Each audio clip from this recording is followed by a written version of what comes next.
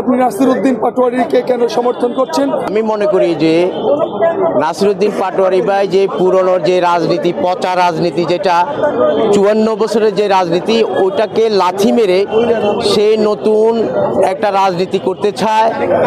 ওনার এই রাজনীতির যে বিকাশটা হবে, সারা বাংলাদেশে একটা নতুন নেতৃত্বের একটা বিকাশ হবে।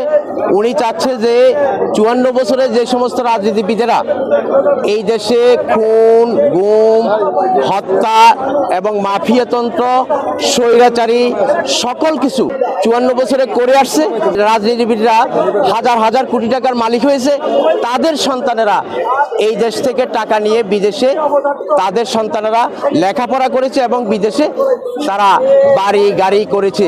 এই দেশের মানুষকে সারাটা জীবন 54 বছর ঠকিয়েছে।